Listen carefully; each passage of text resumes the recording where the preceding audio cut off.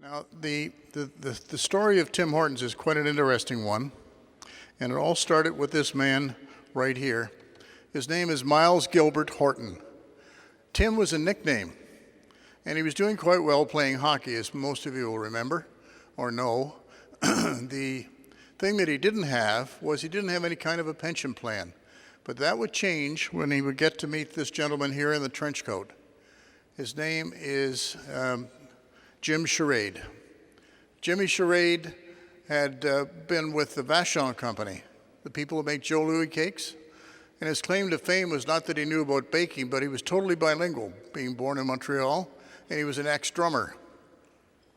And he had this little donut shop in Scarborough, which was part of his job, and he and Timmy got to know each other. So they decided that they would go into the food business, and that's how it got started.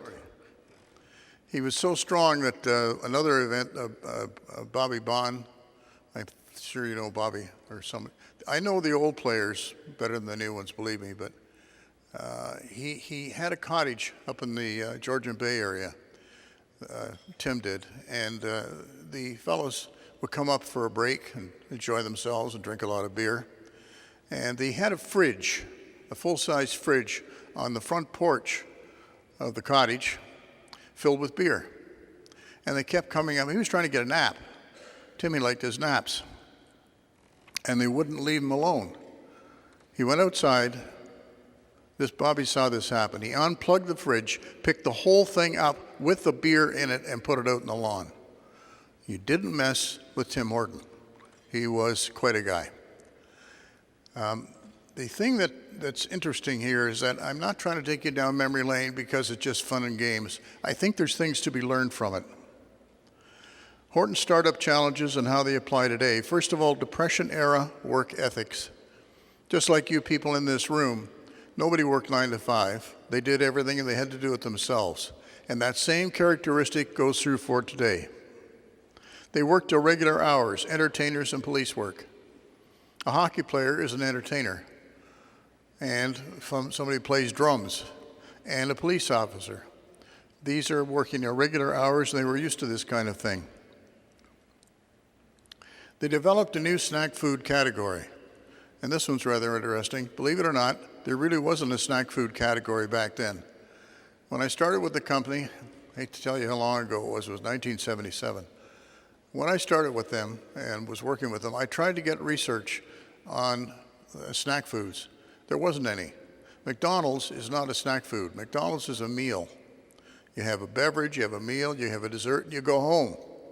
Horton's wasn't like that. You could come in a break, you could come in for a snack, you could come in for something. Everything was done and happened there. There were people that were married there, people that met there. Order is backwards. They had people that were murdered there. Yeah, we had a few. That happened in Windsor, Ontario. Sorry, Windsor, but it's what happened. And quite a combination of things. So the snack food and the reason for it became very predominant. A 24/7 business few believed would succeed. And one of the fewest groups that would believe it would succeed were bankers. Do you have any bankers here today? Oh, good. Bankers could not understand how you could have a $1 to $2 sale and be able to support a location and staff and taxes and everything else if you ran 24/7, but it worked. Why? Because nobody else was doing it. That was one of the keys with Tim Hortons. Nobody else was doing it. So nothing is really new under the sun, just different ways of looking at it. And then there's this little thing called roll up the rim to win. Now, am I preaching to the converted here? Does everybody know roll up the rim? Are your arms broken? Hello? Oh, that's good. Jeez, Murphy, don't. Thank God you didn't sell wine at the luncheon because they'd be asleep by now. There we go. Has anybody won a prize in roll up the rim? Good. Anybody won a major prize? Okay, that's all right. Because one of the keys to the contest, there are 3 things to a contest that you should do. if you're going to run a contest or some kind of promotion like that, 1, reward your current customer base. 2, try to attract new customers. And 3, if you're really lucky, you're able to promote some product whose sales will continue to increase after the contest is over. We got lucky, all 3 of them worked with roll-up. We attracted new customers, we rewarded the current customer base, and we also had the large-size coffee cups sales went up and stayed up after the contest was over. That was one of the reasons initially why we didn't have the contest on the small cup. We didn't want to sell small coffee. And guess what? We ran a contest to try and make money. So that was one of the reasons we did it. Being first. Being first works. We were first with what we did. We led the band for years. Maybe I shouldn't say it, but I'm going to anyway.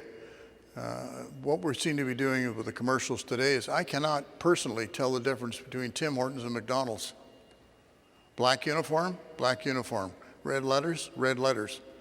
You know, sandwiches, sandwiches. Hello. We were different.